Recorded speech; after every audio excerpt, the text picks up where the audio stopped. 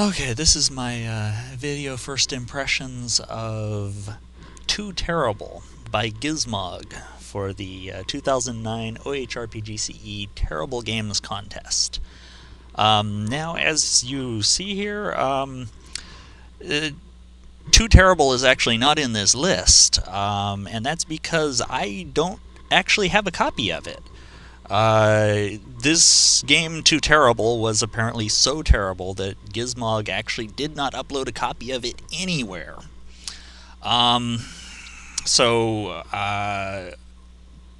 It's upon me to record my first impressions of it, so I'm just going to have to improvise. So let's see, Too Terrible. Now, Gizmog, he's really kind of built a reputation in the community for doing things which are, really experimental and avant-garde, and I think this really takes the cake in that regard.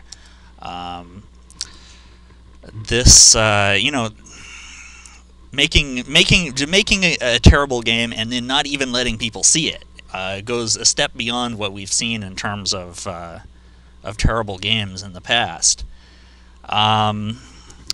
It's interesting because I think it calls into question how can you actually objectively judge a thing which you have never seen and can never see? Is it really fair for me to say that this game is terrible just because I've never seen it?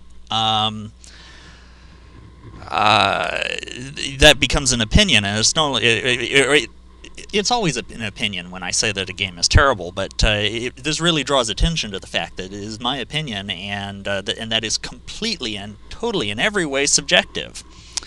Also,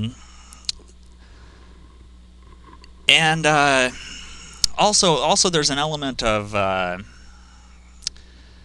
there's really an element of subversion in this also, because for anyone familiar with the strict rules of the Terrible Games Contest, as laid out by Fenrir Linares, a person is penalized points if they submit their game even a day early, and they're also penalized by points if they submit the game a day late. It has to be released exactly on the deadline. And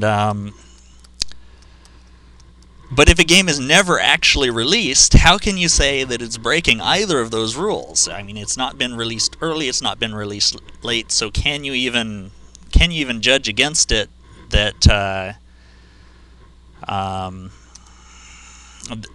is breaking those rules? And once again, Gizmog has found a way to challenge the rules, and kind of surprised us all.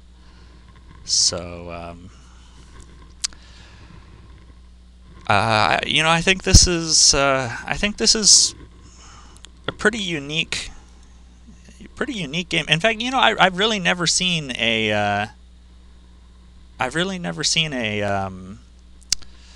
OHR game that actually did this. This, as far as I know, is one of a kind.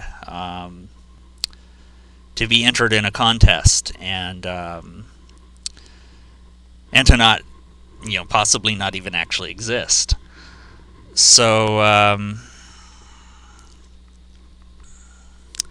what more can I say? And actually, there's a point there. It's not so unique in that way. In fact, this is in a way the every game. It represents that vast number of games out there made with this engine or with other engines as well, which just never see the light of day. People make them, and they keep them to themselves, and they never get uploaded, and they never get shared, and certain games are a completely personal experience for the author, and